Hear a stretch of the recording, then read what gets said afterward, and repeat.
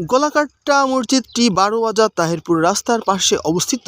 ৪টি ৬ কোণাকৃতি বড় মোটা পিলারের উপর বর্গাকৃতি মূল মসজিদটি দণ্ডায়মান এবং প্রত্যেক বাহু ২৫ ফুট লম্বা ও দেওয়াল ৫ ফুট চওড়া। এতে ৩টি প্রবেশদ্বার আছে। মসজিদটির পূর্ব পাশে পাকা প্রাঙ্গণ ছিল। ভিতরে পশ্চিমের দেওয়ালে ৩টি মেহরাব আছে। এতে পোড়ামাটির কারুকাজ, ফুল, লতাপাতা, ঘণ্টা, চেন ইত্যাদি নকশা আছে। কালো পাথরের ৮ ফুট উচ্চতার ২টি স্তম্ভ ছাদের পিলার হিসেবে আছে। স্তম্ভের সামনে পিছনে ৬টি মাঝারি আকৃতির গম্বুজ আছে। শাহ সুলতান মাহমুদ ইবনে হুসাইনের আমলের ৮০০ হিজরির আরবি ফার্সিতে লেখা কয়েকটা পাথর খননের সময় এগুলো এখানে পাওয়া গেছে।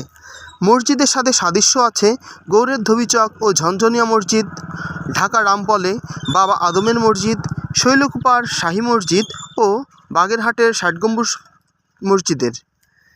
ইসলামী স্থাপত্যের এক অপূর্ব নিদর্শন হিসেবে গলাকাটা মসজিদ বাংলাদেশের পুরাকীর্তিকে সমৃদ্ধ করেছে। গলাকাটা মসজিদের পাশে গলাকাটা দিঘি অবস্থিত।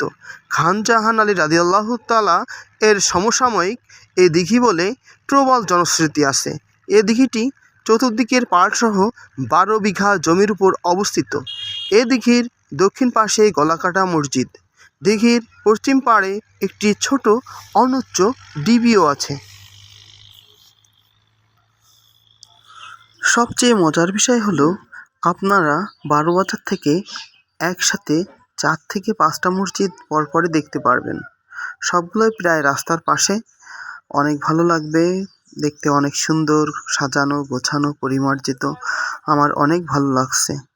সবার আসার জন্য নিমন্ত্রণ রইল।